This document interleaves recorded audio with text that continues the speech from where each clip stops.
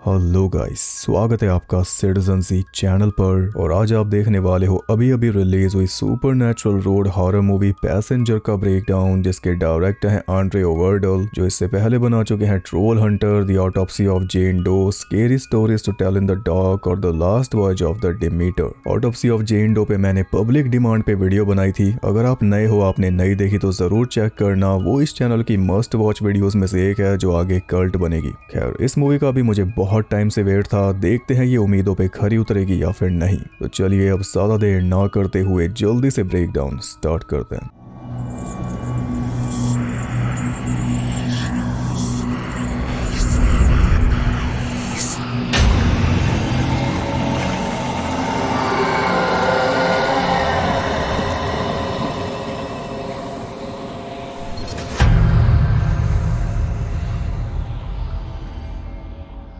Movie के start में हमें सेंट क्रिस्टोफर की प्रेयर दिखाई जाती है, जो कि ट्रैवलर्स के संरक्षक हैं। आज सड़क की राह पे मेरी सभी यात्राओं में मेरी रक्षा करना, खतरा हो तो चेतावनी का कोई संकेत देना ताकि मैं रुक जाऊं जब तक रास्ता साफ हो। ट्रैवलर्स सफर शुरू करने से पहले ये प्रेयर पढ़ते हैं सेफ ट्रैवल के लिए, ताकि सेंट क्रिस्टोफर उनकी रक्षा करें, और उनका लॉकेट भी अपने साथ कैरी करते हैं। सेंट क्रिस्टोफर की कहानी ये है कि वो एक जायंट थे जो एक हर्मिट के कहने पर अपने साइज का फायदा उठाते हुए ट्रैवलर्स को एक खतरनाक नदी पार करवाने लगे थे। एक दिन उन्होंने एक बच्चे को उठा के नदी पार करवाई थी, और वो बच्चा थे जीसस क्राइस्ट। तभी उनका नाम क्रिस्टोफर पड़ा, क्राइस्ट को ले जाने वाला, वरना ओरिजिनल नाम था रेप्रोबस। इसी कहानी की वजह से उन्हें ट्रैवलर्स का संरक्षक कहा जाता है। पहले उन्होंने डेविल को भी सर्व किया था, पर एक दिन नोटिस किया कि डेविल क्रॉस से डरता है, इसलिए निकल पड़े क्राइस्ट को ढूंढने। फिर क्रिश्चियनिटी का सफर शुरू हुआ उसी हर्मिट से जिसने रिवर पे ड्यूटी लगवाई थी। फिर एक दिन क्राइस्ट खुद उनसे मिलने आ गए। ये है उनकी कहानी, जिसका इस मूवी में बहुत इंपॉर्टेंस है, इसलिए मैंने बताई है। तो मूवी के स्टार्ट में हम दो दोस्तों को देखते हैं जो रात के टाइम अपनी कार में एक सुनसान अंधेरे रोड से गुजर रहे थे, डैनियल और लूकस। लूकस आराम से सोया हुआ था और उसे देखकर डैनियल के ऊपर भी नींद चढ़ने लगी थी, इसलिए डैनियल ने उसे जगा दिया। और जागने के बाद लूकस बस पानी पिए जा रहा था। डैनियल ने उसे टोका, क्योंकि डैनियल को पता था कि इतना पानी सुड़क के वो बीच रास्ते में कार रुकवाएगा, और हुआ भी ऐसा ही। उसके कहने पर डैनियल ने साइड में कार रोकी और वो जल्दी से भाग गया झाड़ियों में। लेकिन एक सेकंड के अंदर ही डैनियल ने हॉर्न बजाना शुरू कर दिया, जो कि लूकस को पसंद नहीं आया। जल्दी से काम निपटा के वापस पहुंचा डैनियल को करारा जवाब देने, पर जाके देखता है कि डैनियल तो कार में था ही नहीं। कार के सभी दरवाजे खुले हुए थे, इसलिए लगातार हॉर्न बज रहा था सिक्योरिटी सिस्टम की वजह से। लूकस कार के दरवाजे बंद करने लगा, और तब उसने देखा कि ट्रंक वाले दरवाजे पर 3 नाखून वाले पंजे का निशान छपा हुआ है। कार में बैठकर उसने डैनियल के पास फोन मिलाया तो फोन रखा हुआ मिला कार के अंदर। उसे समझ नहीं आ रहा था कि डैनियल अचानक गया कहाँ। वो काफी परेशान था कि तभी एकदम से डैनियल आके गिरा विंडशील्ड के ऊपर, और उसे देख के लूकस की चीख निकल गई। डैनियल उससे मदद मांग रहा था, पर लूकस को समझ पाता उससे पहले कोई डैनियल को फिर से उड़ा के ले गया, और इस बार उसने डैनियल को फेंका कार के पीछे। लूकस जल्दी से डैनियल के पास गया उसे बचाने, पर डैनियल ऑलरेडी दम तोड़ चुका था। तब लूकस जल्दी से कार में बैठा वहां से निकलने के लिए, और अब उसे सामने एक आदमी दिखाई दे रहा था जो पलक झपकते ही गायब हो गया, और पलक झपकते ही पहुंच गया कार के एकदम पास। लूकस की हालत खराब हो चुकी थी, इसलिए उसने बस जैसे तैसे कार स्टार्ट करके वहां से भगा ली। उसे लगा कि खतरा पीछे रह गया, लेकिन थोड़ी आगे जाते ही वो आदमी उसे फिर से दिखाई दिया रोड साइड में। लूकस को समझ नहीं आया कि ये हुआ क्या, पर उसने कार भगाए रखी, जरा भी स्लो नहीं की, मगर आगे वो आदमी एक बार फिर दिखाई दिया। लूकस ने अब भी कार नहीं रोकी तो वो आदमी फिर से दिखाई दिया, और इस बार तो लूकस की साथ वाली सीट पे ही आके बैठ गया। ये थी मूवी की ओपनिंग। इसके बाद हम एक कपल को देखते हैं जो कि घर वाला जीवन छोड़कर अब रोड वाला जीवन अपना रहे हैं, मैडी और टाइलर। अपार्टमेंट इन्होंने खाली कर दिया है, और मकान का सारा सामान बेचने के बाद खरीद ली है एक वैन, जो कि इनके लिए चलते फिरते घर का काम करेगी। इंटीरियर उसका मैडी ने ही डिजाइन किया है, यानी आखिरी काम। इसके बाद से काम की कोई टेंशन नहीं, अब से बस ट्रैवल करेंगे और लाइफ को एंजॉय करेंगे, ऐसा उन्हें लग रहा था। वैसे ट्रैवलर बन के जीने का सपना टाइलर का है। बचपन से एक टॉक्सिक घर में रहा जो किसी जेल से कम नहीं था, और बड़ा हुआ तो ऑफिस में बंद। काफी टाइम से ये सपना सजा रहा था कि ऐसी लाइफ हो जिसमें बस आजादी हो, जहां मर्जी जाओ, जो मर्जी करो, कोई रोक टोक नहीं। फाइनली उस सपने को सच कर ही लिया, और मैडी भी टाइलर के लिए बहुत खुश है, जबकि मैडी का सपना इसके एकदम उलट था। मैडी बचपन से ही ऑर्फनेज में पली, माँ बाप इसके थे नहीं, इसलिए कभी कोई घर भी नहीं था, बस एक अनाथालय से दूसरे में शिफ्ट होती रही। ऐसा पल पल बदलता हुआ जीवन जिया, जिसकी वजह से इसका सिर्फ एक ही सपना बन गया कि एक दिन सेटल होना है, अपना खुद का घर होगा जिसमें फैमिली के साथ टाइम बिताया करूंगी, पर वो सपना अब तो पूरा होगा नहीं। मैडी चुपचाप टाइलर के सपने के अनुसार खुद को ढाल लेगी, ऐसा उसने सोचा है। इसमें क्या क्या परेशानियां आएंगी उसका कोई आइडिया नहीं है, पर अपने सपने के बारे में उसने टाइलर को कुछ नहीं बताया, वरना मैडी की खुशी के लिए वो अपना सपना तबाह कर देता। कुछ ऐसा इनका बॉन्ड है। अब इस नए सफर में सेफ्टी के लिए मैडी ने लिया है एक सैटेलाइट कम्युनिकेटर, जो जरूरत पड़ने पर दुनिया के किसी भी कोने से बिना किसी नेटवर्क के भी इमरजेंसी मैसेज भेज देगा पुलिस के पास, वो भी लाइव लोकेशन समेत। अगर इतना बड़ा चेंज कर रहे हैं दिनचर्या में तो सिर्फ फोन के भरोसे तो नहीं रह सकते ना।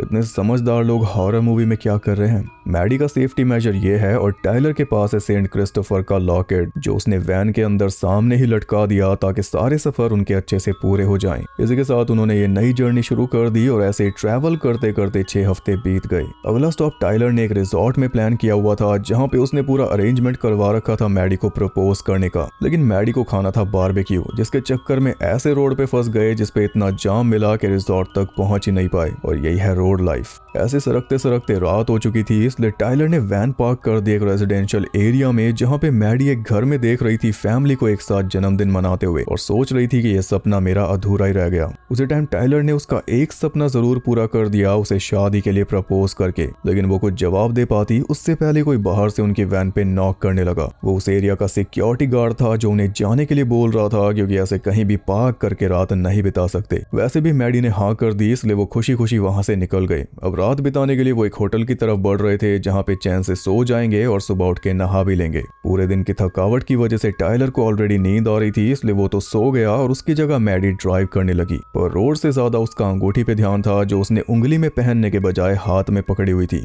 अचानक पीछे से एक कार आती हुई दिखी, तो उसे देखने के चक्कर में अंगूठी उसके हाथ से गिर गई। जैसे तैसे ड्राइव करते हुए ही उसने अंगूठी उठाकर वापस बॉक्स में रख दी, पर इतने में वो कार उसके बराबर में लग चुकी थी, और वो कार थी लूकस वाली। मतलब जो हमने ओपनिंग देखी थी वो अभी अभी घटित हुई है। मैडी और टाइलर की जो हमने कहानी देखी वो इनकी बैक स्टोरी थी, जो हमें यहाँ तक लेकर आई इस पल तक। जब लूकस कार लेके भागा तो वो अजीब आदमी उसकी कार में आके बैठा, और अब उसे दिखाई दी है रोड पे चलती हुई एक वैन, जिसमें है मैडी और टाइलर। वैन के बराबर में कार करके वो हॉर्न बजा रहा है, पूरा ध्यान खींचने की कोशिश कर रहा है ताकि उसकी कोई मदद हो जाए, पर मैडी तो कोई इशारा समझी नहीं। उसने उल्टा वैन स्लो कर ली, जिस वजह से लूकस आगे निकल गया। शोर सुनकर टाइलर भी जाग चुका था। मैडी ने वैन एकदम स्लो करके लूकस को दूर जाने दिया, पर आगे जाकर वो देखते हैं कि लूकस की कार पेड़ में क्रैश हुई पड़ी थी, और लूकस अब भी जिंदा था। वो कार से बाहर निकलने की कोशिश कर रहा था, तभी किसी ने उसे वापस अंदर खींच लिया। ये सिर्फ मैडी देख पाई, क्योंकि टाइलर तो पुलिस के पास फोन करने में बिजी था। मैडी ने टाइलर को बताया कि कार के अंदर कोई और भी है, पर जब टाइलर ने जाके देखा तो सिर्फ लूकस को पाया ड्राइविंग सीट पे बैठे हुए। टाइलर उसके साथ वाली सीट पे बैठ गया, उसे तसल्ली देने कि तुम बच जाओगे। बस तभी एयर बैग खुल गया, जिसका इम्पैक्ट कुछ ऐसा था कि लूकस की गर्दन ही टूट गई और वो नहीं बच पाया। इसी बीच मैडी ने कार पे लगा वो 3 नाखून वाले पंजे का निशान नोटिस कर लिया, और झाड़ियों में से कुछ आवाज भी आ रही थी। तो जब मुड़ के देखा तो वैन के पीछे उस आदमी को खड़ा पाया, जो पलक झपकते ही नहीं बल्कि पलक झपकने से पहले ही गायब हो गया। ये बात भी मैडी ने टाइलर को बताई, पर जब टाइलर ने उस तरफ टॉर्च मारी तो कोई नहीं था। इतने में पुलिस भी आ गई, तो टाइलर पुलिस को बयान देने लगा, और मैडी को उसने भेज दिया वैन में, जिसके अंदर वो आदमी भी घुस चुका था। और मैडी ने भी सेंस कर लिया था कि वैन के अंदर कोई और भी है जो उसे ही घूर रहा है। डरते हुए वो गर्दन घुमा रही थी, और उस आदमी की एक झलक वो देख भी लेती, पर उसी टाइम टाइलर अंदर आ गया, और उसके आने से वैन में जो लाइट जली उसकी वजह से आदमी गायब हो गया। यानी रोशनी और अंधेरा भी बड़ा क्रूशल साबित होगा। वहां से निकल के उन्होंने एक मोटल में रूम ले लिया, जहां पे मैडी अपने फोन में वैन पे लगे कैमरा की फुटेज चेक करने लगी, और उस फुटेज में जैसे लूकस की कार वैन के बगल में आती, वीडियो वहीं पे करप्ट हो जाती। अगली सुबह जब निकलने का टाइम आया, तब वो देखते हैं कि उनकी वैन पे भी वही 3 नाखून वाला पंजा लग चुका था, जैसा मैडी ने लूकस की कार पे देखा था। ये बात मैडी ने टाइलर को भी बता दी, पर टाइलर ने उसे कोई खास सीरियस नहीं लिया, क्योंकि वो एक्साइटेड हुआ पड़ा था अपनी अगली मंजिल पे पहुंचने के लिए। वैन लाइफर्स की गैदरिंग, जहाँ पे उन्हीं के जैसे बहुत सारे ट्रैवलर्स जमा थे। उस गैदरिंग में पहुंच के टाइलर को बहुत अपनापन फील हो रहा था, मानो वो अपने करीबियों के बीच आ गया हो। लेकिन मैडी कोई खास खुश नहीं थी, क्योंकि उसे रोड वाली लाइफ रास नहीं आ रही। उसे लगा था कि कुछ टाइम में एडजस्ट हो जाएगी, पर अब उसे लगने लगा है कि ये एक बुरा आइडिया था। ऐसे वो खुश नहीं रह सकती। फिर भी ये बात वो ना तो टाइलर को बता रही है, ना ही जाहिर होने दे रही है, क्योंकि टाइलर बहुत खुश है। उस गैदरिंग में टाइलर को ब्रैड फुलर भी मिल गया, जिसका चैनल देख के ही टाइलर ने ये रोड लाइफ शुरू करने का फैसला लिया। उसके लिए फैन मोमेंट हो चुका था, और इधर वैन में मैडी के लिए हो चुका था एक और भयानक मोमेंट। वैन के अंदर रखी सेब सड़ के पूरी तरह काली हो चुकी थी, जैसे पता नहीं कौन सा गंदा साया उनके ऊपर पड़ गया हो, जो कि हमें पता है कौन सा। ये बात मैडी ने टाइलर को नहीं बताई, बस चुपचाप सेब कचरे में फेंक दी। इतने में टाइलर ब्रैड को लेकर आ गया अपनी वैन दिखाने, और आते ही ब्रैड ने भी वो पंजे का निशान नोटिस कर लिया। अब पूरी रात के बारे में तो उसे क्या बताते, इसलिए मैडी ने ये बोल दिया कि एक सिक्योरिटी गार्ड ने हमें रिहायशी इलाके से भगा दिया था। तब ब्रैड ने उन्हें बड़े काम की सलाह दी कि 24 आवर्स वाले जो जिम होते हैं उनकी पार्किंग में रुका करो, वहां से तुम्हें कोई नहीं भगाएगा और वहां पे तुम्हें और भी सुविधाएं मिलेंगी जैसे हॉट शावर। ये जानकारी पाकर वो दोनों सच में बड़े खुश हुए। ब्रैड अंदर से भी वैन का टूर लेने वाला था और उन दोनों की बातों से मैडी वैसे भी रिलेट नहीं कर पा रही थी, इसलिए उन्हें अकेला छोड़कर वो चल दी आसपास थोड़ा एक्सप्लोर करने। इसी बीच एक आदमी उसके हाथ में एक रिलीजियस पैम्फलेट दे गया कि फेथ की तरफ अपने रास्ते को फॉलो करो, और पकड़ाने के बाद वो पीछे खड़ा होकर मैडी को ही देखे जा रहा था कि वो उस पैम्फलेट का क्या करेगी। तो उसे देखकर मैडी ने वो पैम्फलेट जेब में डाल लिया, फिर एक टेंट में घुस गई। तो वहां पे उसे ढेर सारे लोगों के मिसिंग पोस्टर्स दिखाई दिए, जिन्हें देखकर उसकी बेचैनी और बढ़ गई कि इतने लोग रोड से लापता कैसे हो गए, ये लोग आखिर गए कहाँ, ये मिले क्यों नहीं। पर इतनी बेचैनी भी बहुत नहीं थी। फोटोज को देखते देखते वो एकदम से पूरी तरह सुन्न हो गई जब फोटोज के बीच में उसे दिखाई दिया वही 3 नाखून वाला पंजा, इस बार किसी पर्सन के ऊपर बना हुआ, यानी इस पंजे के निशान में कुछ तो खतरनाक बात है। मैडी को इतना परेशान होता देखकर डायना नाम की लेडी ने उससे बातें शुरू कर दी, जिसे ट्रैवलर लाइफ जीते हुए 20 साल से ज्यादा हो चुके थे। मैडी ने उसके साथ शेयर किया कि ये लाइफ मेरे बॉयफ्रेंड को तो पसंद आ रही है, लेकिन मैं इसमें सेटल नहीं हो पा रही। डायना ने बताया कि कम से कम 2 महीने तो लगते ही हैं। ये सुनकर मैडी को थोड़ी हिम्मत मिली कि वो अकेली नहीं है, उसकी भी ये अजीब फीलिंग कुछ टाइम में चली जाएगी। डायना ने अपने बारे में बताया कि वो फ्लैगस्टेफ सिटी जा रही है अपने दोस्त के सी फूड रेस्टोरेंट में। अब इतनी बातें हो ही गई थी तो लगे हाथ मैडी ने उसे कल रात वाला वाकया भी बता दिया कि एक लड़के ने अचानक से आकर अपनी कार क्रैश कर दी, और ये सुनते ही डायना के हाव भाव भी एकदम से बदल गए।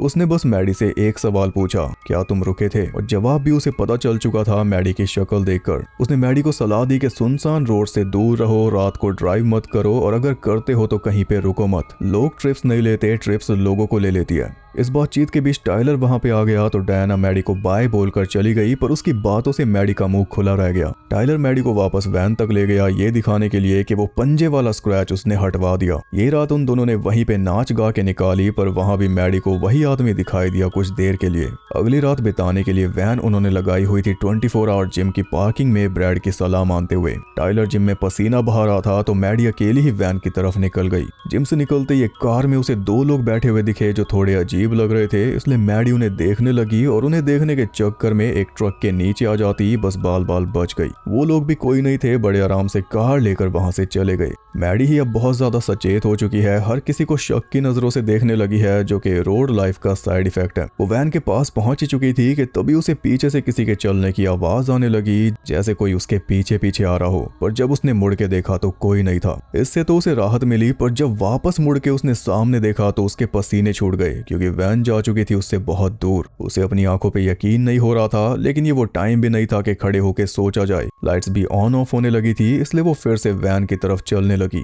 फिर से पास पहुंची तो इस बार उसे ऐसा लगा जैसे पीछे से कोई भाग कर आ रहा है और उसके ऊपर बस झपटने वाला है। दहशत के मारे उसे पलटना ही पड़ा, लेकिन पीछे कोई भी नहीं दिखा। मगर जब वापस मुड़ी तो इस बार भी वैन दूर जा चुकी थी। इस बार तो वो पूरी जान लगा के भागी और वैन के अंदर बैठ के ही उसने चैन की सांस ली। वैन के कैमरा से देखने लगी कि क्या सच में कोई पीछे है, मगर कोई नहीं दिखा। तभी उसके फोन पे एक वीडियो अपडेट आई, वही लूकस की कार वाली जो पहले करप्ट हो जा रही थी। अब उसमें साफ साफ दिखाई दे रहा है कि लूकस के साथ वही आदमी कार में बैठा हुआ था जो अब मैडी को दिखाई दे रहा है। वैन के पीछे से आवाज आने लगी थी, इसलिए मैडी ने एक बार फिर कैमरा चेक किया तो इस बार वो आदमी वैन के पीछे खड़ा हुआ दिखाई दे गया। मैडी शांत थी क्योंकि वो बहुत दूर था, लेकिन पलक झपकते ही एकदम पास आ गया, जिससे मैडी की चीख निकल गई। उसने जल्दी से टाइलर के पास मैसेज कर दिए कि अभी के अभी वापस आओ, लेकिन टाइलर की जगह वैन का दरवाजा खोल दिया उस आदमी ने। मैडी ने सीट बेल्ट लगा ली क्योंकि उसे वैन भगा के जिम के दरवाजे तक लेकर जानी थी, लेकिन वैन स्टार्ट हो तब ना। वैन में लाइट्स भी ऑन थी, जो कि मैडी के लिए बड़ी राहत थी, पर एकदम से बैकडोर बंद हुआ।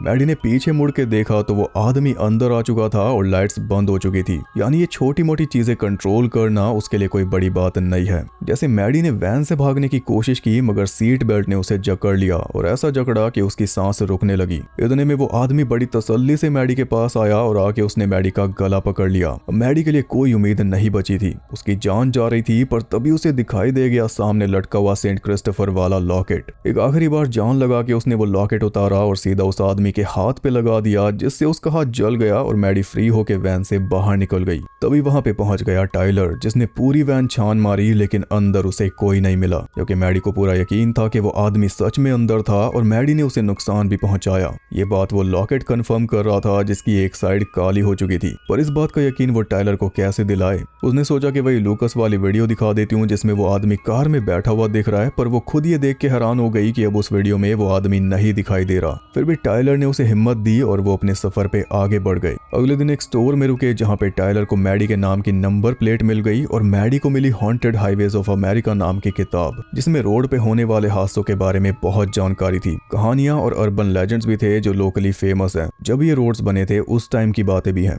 उस किताब में से मैडी को बहुत ही जरूरी जानकारी मिली होबो कोड के बारे में, जिसे शुरुआती ट्रैवलर्स यूज किया करते थे। मतलब कि लोकेशंस पे कुछ साइंस बना देना जिनसे आने वाले ट्रैवलर्स को गाइड किया जा सके। उन्हीं में से एक इंपॉर्टेंट साइन है वो 3 नाखून वाला पंजा, जिसका मतलब है ये जगह सेफ नहीं है, खतरा आसपास ही है, मतलब सीधी सीधी वार्निंग। चलो मैडी कम से कम इस बात से खुश थी कि टाइलर ने उनकी वैन से वो निशान हटवा दिया, पर जब स्टोर से निकल के वैन तक गए तो देखते हैं कि निशान फिर से आ चुका था। मैडी घबरा गई, पर इस बार उसने मुंह नहीं खोला। दोनों चुपचाप वहां से आगे बढ़ गए और रास्ते में उन्होंने एक बड़े से बोर्ड को क्रॉस किया जिसपे वही साइन बना हुआ था जो मैडी ने टेंट में देखा था, एक पर्सन के ऊपर 3 स्लैश, और इसका मतलब है एक खतरनाक आदमी। ये मैडी को रिसर्च करने पर पता चला कि रोड पे क्रैश हुई ऐसी कई गाड़ियां मिली हैं जिनपे यही पंजे वाला निशान था, और ये कोई इत्तेफाक तो नहीं हो सकता। ये सब सीधे सीधे कनेक्टेड है द पैसेंजर से। ये जो एक पर्सन के ऊपर 3 स्लैश वाला साइन है, ये जिस खतरनाक आदमी का सिंबल है उसे लोग बुलाते हैं द पैसेंजर के नाम से। वही आदमी जो मैडी को दिखाई दे रहा है, एक ऐसा फिगर जो रोड साइड में खड़ा रहता है या सीधा गाड़ी में आके बैठ जाता है, कभी बोलता नहीं बस वेट करता है, और जब भी किसी गाड़ी पे ये 3 स्लैश पड़ जाएं तो समझ लो पैसेंजर आसपास है, मतलब उसने तुम्हें मार्क कर दिया है, अब वो तुम्हें लेकर ही जाएगा। पैसेंजर के बारे में कई कहानियां भी है जिन्हें पढ़ के मैडी को पता चला कि पैसेंजर लोगों को तड़पाता है ऐसी चीजें दिखाकर जो असल में होती नहीं, सामने वाले को एकदम पागल कर देता है, जैसा कि मैडी के साथ हो रहा है। उससे बचे रहने का बस एक ही तरीका है कि रास्ते में रुको मत, पर ये दोनों तो रुक गए थे, इसलिए इनकी जान भी अब खतरे में है। आज रात वैन उन्होंने लगा रखी है जंगल में एक कैंप साइट पर, जहाँ पे टाइलर ने खुले में पर्दा लगा के मूवी देखने का पूरा जुगाड़ बैठा लिया। मूवी उसने चलाई रोमन हॉलिडे। इतनी रिसर्च करने के बाद भी मैडी ने उसे पैसेंजर के बारे में कुछ नहीं बताया, लेकिन हिम्मत करके ये जरूर बता दिया कि ये लाइफ मुझे रास नहीं आ रही, मुझे एक जगह सेटल होना है। जिस लाइफ से तुम बच के भाग रहे हो वो लाइफ मेरा हमेशा से सपना रही है। ये सुनकर टाइलर भी निराश हो गया और बात कुछ बिगड़ रही थी कि तभी बीच में आ गया पैसेंजर। वो पर्दे के पीछे दिखाई दे रहा था। पर्दे से एकदम चिपक के उसने जाहिर कर दिया कि वो वहीं पे है, पर जैसे ही टाइलर ने पर्दा हटाया तो पीछे कोई भी नहीं। दोनों जंगल में लाइट मार के देखने लगे कि वो आदमी आखिर गया कहाँ, और मैडी तो प्रोजेक्टर की ही लाइट घुमा रही थी, जो कि और ज्यादा क्रीपी लग रहा है क्योंकि उससे जंगल में चेहरे बन रहे हैं, और ऐसे चेहरा एकदम परफेक्टली फिट हो गया पैसेंजर के ऊपर। डर के मारे मैडी ने प्रोजेक्टर उसके सामने फेंक दिया तो लाइट पड़ने से वो थोड़ा तड़पने लगा। इतने में दोनों जाके बैठ गए वैन में, तो पैसेंजर ने वैन को अच्छी तरह हिला डाला। पहली बार टाइलर ये सब एक्सपीरियंस कर रहा था और अब तो उसे मैडी की बातों पर पूरी तरह यकीन हो ही चुका था। उन्हें बस जल्दी वहां से निकलने की पड़ी थी, लेकिन वैन में चाबी नहीं थी, चाबी रह गई बाहर। टाइलर बैट लेकर बाहर निकला चाबी ढूंढने, तभी उसे चाबी के छनकने की आवाज आने लगी, जो कि पैसेंजर ही कर रहा था। चाबी जंगल के थोड़ी अंदर एक टहनी पे लटकी हुई थी, लेकिन वो जाल था टाइलर को फंसाने के लिए, जिसमें वो जाके फंस भी गया। चाबी उसने ले ली, पर तभी एकदम से पैसेंजर उसके ऊपर झपट पड़ा, लेकिन टाइलर ने भी उसकी तरफ टॉर्च कर दी, जिस वजह से अनजाने में ही टाइलर की जान बच गई। तभी मैडी भाग कर आई और उसे उठा के वैन में ले गई। कुछ इस तरह दोनों वहां से निकल गए और जाके सीधा रुके एक डाइनर में, जहाँ पे मैडी ने टाइलर को पूरा मामला समझा दिया। वो सोच रहे थे कि अब क्या किया जाए। टाइलर ने सुझाव दिया कि पैसेंजर ने हमारी वैन को मार्क किया है तो हम वैन को आग लगा देते हैं, हमारी जान बच जाएगी। मैडी ने उसे समझाया कि पैसेंजर ने वैन को मार्क नहीं किया, उसने हमें मार्क किया। उन्हें कोई रास्ता नजर नहीं आ रहा था। इस बीच मैडी वॉशरूम में चली गई, जहाँ पे उसे दिखाई दे गया फ्लैगस्टेफ, वही शहर जहाँ पे डायना ने बताया था कि वो जा रही है, और डायना ही इकलौती ऐसी थी जिसने पहले ही मैडी को वार्न कर दिया था, यानी वो पैसेंजर के बारे में जानती थी और शायद वो ही अब कुछ मदद कर पाएगी। इसलिए मैडी ने तय किया कि अब फ्लैगस्टेफ ही जाना होगा, मगर रात में नहीं, अगली सुबह। तो जैसे तैसे उन दोनों ने वहीं पे रात निकाली और हल्की सी रोशनी होते ही दोनों फ्लैगस्टेफ के लिए निकल पड़े। रास्ते में उन्हें एक कार क्रैश हुई दिखी, जो इस बात का हिंट है कि पैसेंजर एक बार में कईयों को मार्क कर देता है। खैर ड्राइव करते करते शाम हो चुकी थी, सूरज ढलने को हो चुका था, पर अभी तक वो फ्लैगस्टेफ पहुंचे नहीं थे, लेकिन उन्हें यकीन था कि जल्दी पहुंच जाएंगे। बस तभी वैन का टायर फट गया बड़ी बुरी तरह, और कोई चारा नहीं था, इसलिए दोनों को बाहर निकलना पड़ा टायर चेंज करने के लिए, और मैडी तो साथ में वो लॉकेट लेकर निकली। टाइलर ने जैसे तैसे टायर तो निकाल दिया, लेकिन अब बोल्ट नहीं मिल रहे थे। झांक कर देखा तो पाया कि वो जा चुके थे वैन के नीचे, और अब तक आप समझ ही गए होंगे पैसेंजर इनके के मजे ले रहा है। बोल्ट उठाने के लिए टाइलर वैन के नीचे घुस गया। बस तभी वो जैक लूज होने लगा जिसपे वैन टिकी हुई थी। इतना भी कम था कि तभी पैसेंजर आया और मैडी को एक हाथ से उठा के ऊपर ले गया। मैडी को उसने टाइलर के सामने पटका और उसके सामने खींच कर ले गया।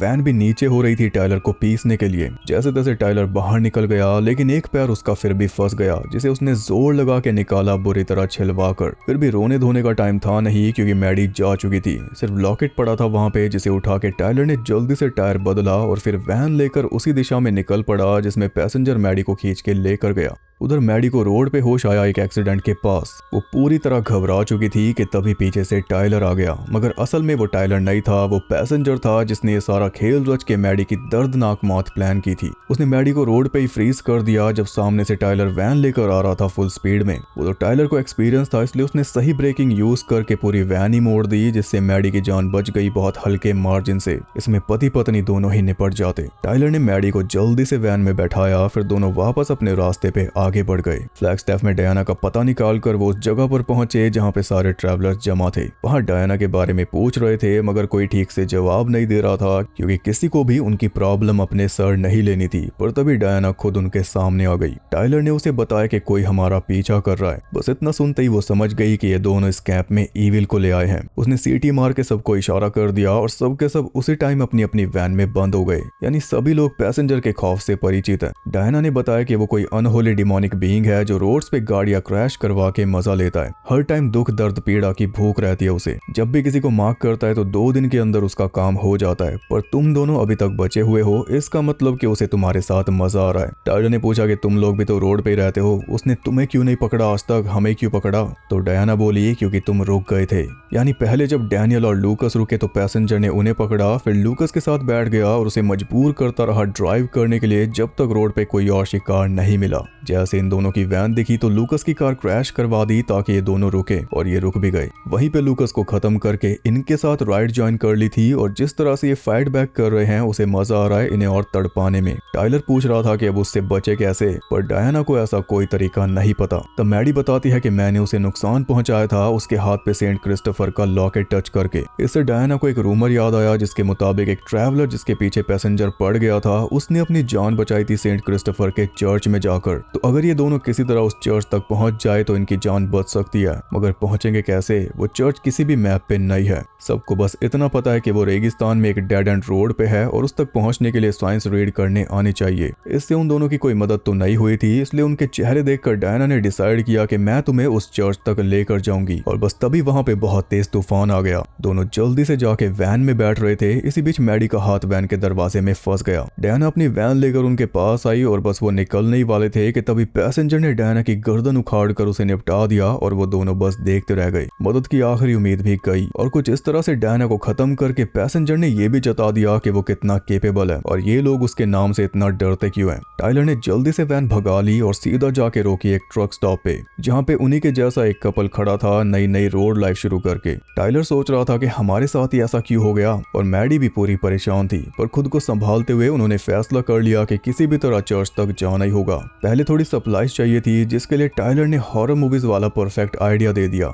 अलग होने का। तो मैडी ने उसे समझाया कि यही एक चीज है जो नहीं करनी। दोनों साथ में स्टोर के अंदर गए जहाँ पे उन्हें मिल गया सेंट क्रिस्टोफर के लॉकेट्स का पूरा भंडार। सारे लॉकेट्स खरीद के उन्होंने पूरी वैन के अंदर लटका लिए एक्स्ट्रा सेफ्टी के लिए। फिर रोशनी होते ही अपने सफर पे निकल गए। अंधेरा होने तक उन्हें हर एक बैक रोड छानना था कि वो कहाँ जाके खत्म होता है और उसके एंड पे उन्हें चर्च मिलेगा या नहीं। मैडी ड्राइव कर रही थी और टाइलर थोड़ी रिसर्च कर रहा था जिसमें उसे पता चला कि एक बार सेंट क्रिस्टोफर एक मॉन्क के साथ सफर पे थे, लेकिन एक क्रॉस देखते ही वो मॉन्क आगे जाने से रोक गया। तब उन्हें पता चला कि वो एक डीमन था जो भेस बदल के उनके साथ चल रहा था। यानी पैसेंजर वही डीमन है जो आज भी रास्तों पे भटक रहा है और अगर कोई उसे काबू कर सकता है तो वो है सेंट क्रिस्टोफर। उन दोनों को तो बस इसी बात की तसल्ली थी कि अभी दिन है, लेकिन एकदम से मैडी की आंख लग गई और जैसे उसने आंख खोली तो देखा कि रात हो चुकी थी। पैसेंजर की पावर्स का लेवल अब तक समझे ही नहीं। मैडी ने जल्दी से वैन वापस मोड़ ली टाउन की तरफ, लेकिन वैन का फ्यूल खत्म होने वाला था। किसी भी हाल में टाउन तक पहुंचेंगे ही नहीं, यानी खेल हो गया। दोनों का जाने का टाइम आ गया। मैडी ने उम्मीद छोड़ दी थी कि तभी उसे दिखाई दिया बिल बोर्ड पे बना हुआ एक सिंबल जिसका मतलब था इस तरफ। डायना ने बोला था ना चर्च तो मिल जाएगा, तुम्हें बस साइंस रीड करने आने चाहिए, और वो मैडी ने सीख लिए हैं उस किताब से। इसलिए मैडी ने उसी तरफ वैन घुमा ली। वहां कोई रोड भी नहीं था, यहाँ तक कि कच्चा रास्ता भी नहीं था, फिर भी मैडी ने भरोसा दिखाया जिसके चलते उन्हें सही रास्ते रास्ता मिल गया। आगे एक और साइन आया जिसे फॉलो करके वो कच्चे रास्ते पर पहुंच गए, जिसके एंड में उन्हें दिखाई दे गया वो चर्च। पर बीच में कई सारी पुरानी गाड़ियां खड़ी थी पता नहीं कब से, इसलिए टाइलर को एक लॉकेट पहनकर नीचे उतरना पड़ा मैडी को गाइड करने के लिए। और तब उसने देखा कि उन सभी गाड़ियों पे वो पंजे का निशान था, यानी ये सारी गाड़ियां उन्हीं लोगों की है जिनके पीछे पैसेंजर पड़ा था और वो सब यहीं पे आए थे उससे जान बचाने के लिए, लेकिन शायद बच नहीं पाए क्योंकि चर्च के आसपास का पूरा ग्राउंड बॉडी से भरा पड़ा था। बचे हो या ना बचे हो, फिलहाल हाई चांसेस तो यही है कि पैसेंजर उन दोनों को ये सब बॉडीज दिखा रहा है अपनी माया से, ताकि वो चर्च तक ना पहुंच पाए। लेकिन वो अब कहाँ रुकने वाले थे, उन्होंने बॉडीज को कुचलते हुए आगे बढ़ना शुरू कर दिया।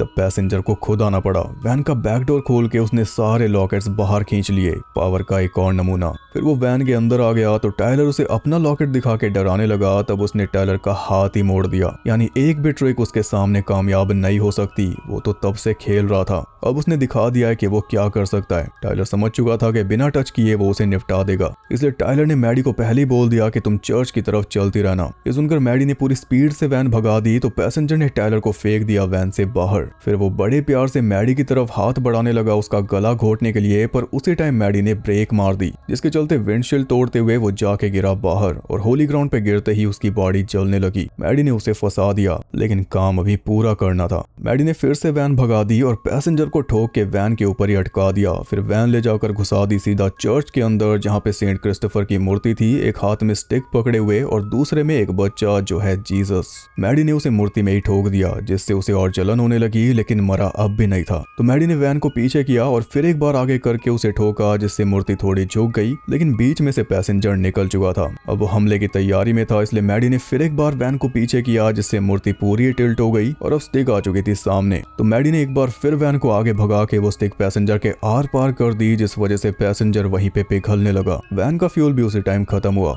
मैडी चैन की सांस ले रही थी कि तभी मरते मरते पैसेंजर फट गया, जिससे पूरे चर्च में आग लग गई। मैडी वैन से तो बाहर निकल गई, लेकिन चर्च से निकलने का कोई रास्ता दिख ही नहीं रहा था। तभी उसे बचाने अंदर आ गया टाइलर। दोनों सही सलामत बाहर निकल गए और अब टाइलर ने भी मान लिया कि घर लेकर सेटल होना ही बेहतर होगा। उसी टाइम वहां पे पुलिस और एम्बुलेंस भी आ गई, उसी सैटेलाइट कम्युनिकेटर की वजह से जिसे मैडी साथ लेकर आई थी, और टाइलर ने सही टाइम पे उसका यूज कर लिया, जैसे मैडी ने किया था टाइलर के लाए हुए लॉकेट का। बस इसी के साथ ये मूवी हो गई खत्म।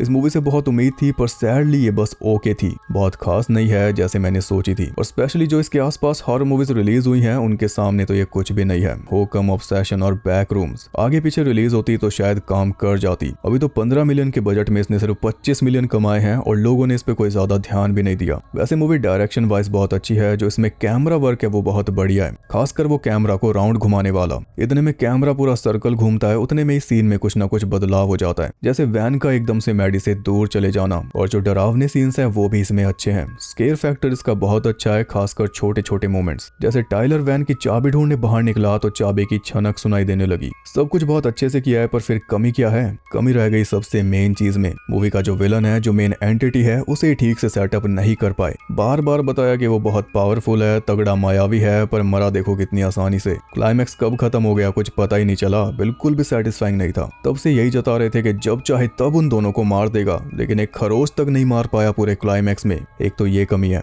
दूसरी है उसकी अजीब बैक स्टोरी। सीधा सेंट क्रिस्टोफर से जोड़ दी है कि वो उनके साथ ट्रैवल कर रहा था और उनका डार्क ऑपोजिट है, ये वो पता नहीं क्या क्या नहीं बोला गया इस मूवी में। अच्छाई के ऑपोजिट बुराई है, हाईवे पे भटकता डीमन है, लेकिन कोई ठोस बैक स्टोरी नहीं दी। और तीसरी कमी है उसका लुक। एक एंशिएंट डीमन जो सेंट क्रिस्टोफर के साथ ट्रैवल कर रहा था कभी, उसका लुक बहुत ही हल्का है। अब आप ये कह सकते हो कि उसने रूप बदल रखा होगा, लेकिन हम क्यों माने जब कोई और रूप दिखाई नहीं। तो ये एंशिएंट बैकड्रॉप वाला सेटअप इस हल्के लुक के साथ बिल्कुल भी मैच नहीं कर रहा, और फिर उसमें बेहिसाब पावर्स भी हैं, लेकिन मर गया किसी कीड़े की तरह। यही बात हजम नहीं हो रही, पूरी मूवी का इसने फील बिगाड़ दिया। लेकिन बेचारा आंड्रे ओवरडल भी क्या करे। पिछली बार एंशिएंट इविल को कुछ ज्यादा ही ओवर दिखा दिया था, तब भी किसी ने पसंद नहीं किया था, और इस बार एंशिएंट इविल को हल्का दिखाया तो इस बार भी सेम हाल। पर बात वही है कि अगर मेन एंटिटी पे और काम कर लेते तो ये मूवी बाकियों की टक्कर में आ जाती। सच में इसमें स्केयर फैक्टर जितना भी है, जहां भी है, अच्छा है। आपको कैसी लगी कमेंट करके बता देना। वीडियो पसंद आई तो लाइक करना और ऐसी और वीडियोस देखने के लिए चैनल को सब्सक्राइब करके सब्सक्राइबर्स बढ़ा दो। और guys, autopsy of Jane dough आज याद आ ही गई है, तो इसी खुशी में एक और वीडियो ऑन डिमांड रखते हैं। रूल सिंपल है, जिस भी मूवी का आप चाहते हो मैं ब्रेक डाउन करूं, उसका नाम आपको कमेंट करना है और जिस भी कमेंट पे सबसे ज्यादा लाइक्स होंगे वो मूवी सिलेक्ट की जाएगी। पर ध्यान रहे, सिर्फ एक मूवी का नाम कमेंट करना है, ना कोई सीरीज हो, ना कोई ट्रायोलॉजी, ना कोई डुओलॉजी, कुछ नहीं, सिंगल मूवी। तो कर दो कमेंट